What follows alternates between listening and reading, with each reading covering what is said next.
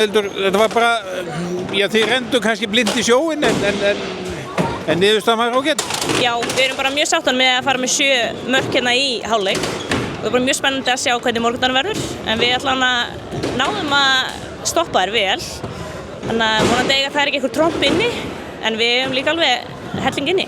En þekktu þið eitthvað aðeins til þessa liðs? Voruð þið búin að sjá þær eitthvað og kynna ykkur þær áður en að leikurinn fór fram?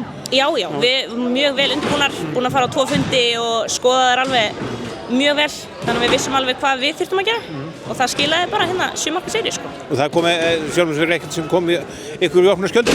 Nei, nefnilega ekki, sko. Við vorum alveg búin að kortleggja þær mjög vel. Þannig að þetta er eiginlega bara snýst um okkur á morgun. Já, 7 mörk, það er alltaf, já þetta er gott forskot en það getur verið fljótt að fara. Nefnilega, þetta er hættuleg stað að vera í, sko. En við þurfum bara að spila okkar leik og þá ættum við að ná að klára þetta. Já, reynslan náttúrulega orðin talsveið í hópnum að takast á við svona. Heldur betur, við erum komin hérna 8 úrslit, við kunnum að vera í svona leikjum, þannig að við þurfum bara að sýna það á morgun. Já, eins og sást í Spánarleikjunum daginn sem voru hörkuleikir. Já, nákvæmlega. Þannig að þetta er ekkert lakara liðið en það, sko, þannig að við þurfum bara að mæta krafti.